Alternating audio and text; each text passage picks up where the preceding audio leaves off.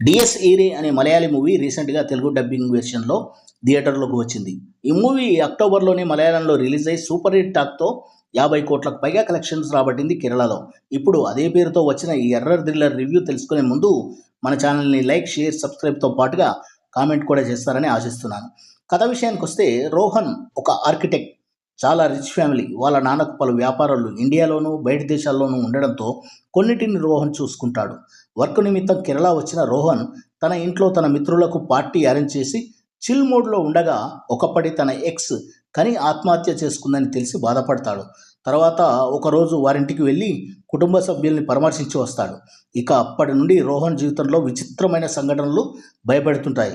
దాంతో కనిక పక్కింట్లో ఉండే మధు సహాయంతో సమస్యను చెప్పుకుని దానికి సొల్యూషన్ వెతికే క్రమంలో రోహన్కు అది ఆడప్రేతాత్మ కాదు, మగ ప్రేతాత్మ వేటాడుతుందని అర్థమవుతుంది. దాంతో ఎవరు ఈ మగ ప్రేతాత్మకి, తనను ఎందుకు టార్గెట్ చేసింది, ఆ ఆత్మ నుండి రోహన్ ఎలా బయటపడ్డాడు అనేది తెలియాలంటే మాత్రం మూవీ చూడాల్సిందే. మూవీ చూశాక నాకైతే నచ్చింది. ముఖ్యంగా అర్రర్ చిత్రాలు తీయడంలో దిట్ట అయిన రాహుల్ సదాశివన్ గారి డైరెక్షన్లో ఇంతకుముందు వచ్చిన భూతకాలం కానీ, మమ్ముటితో చేసిన భ్రమయుగం కానీ ఒక డిఫరెంట్ వరల్డ్లోకి తీసుకెళ్తాయి. ఈ మూవీ కూడా ఒక డిఫరెంట్ పాయింట్తో ప్రజెంట్ చేసిన తీరు, అట్మాస్ఫియర్, జంప్ స్క్వేర్ షాట్స్తో, షార్ప్ ఎడిటింగ్తో మెస్మరైజ్ చేశాడు.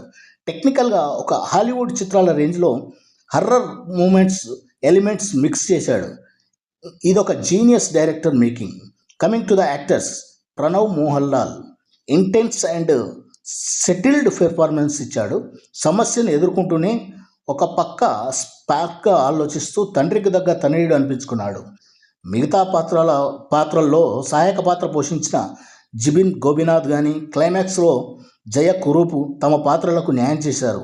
టెక్నికల్గా హర్రర్ మూవీస్కు సౌండ్ డిజైనింగ్ చాలా ముఖ్యం. క్రిస్టో జేవియర్ అందించిన సంగీతం హర్రర్ మూవీస్ కంపోజిషన్ బిట్స్ కానీ ఎలివేట్ చేశాయి. షహనాద్ అందించిన ఫోటోగ్రఫీ డిఫరెంట్ టోన్లలో ప్రజెంట్ చేసిన విధానం టూ గుడ్. ఇంకా నెగిటివ్స్ విషయానికి వస్తే, స్లో పేజ్ ఇబ్బంది పెడుతుంది. కొన్ని సీన్లకు లాజిక్లు ఉండవు, కానీ ఎలా చనిపోయింది అనే దానికి డీటెయిలింగ్ ఉండవు. కొన్ని ప్రేక్షకుడు ఊహకే వదిలేశాడు దర్శకుడు.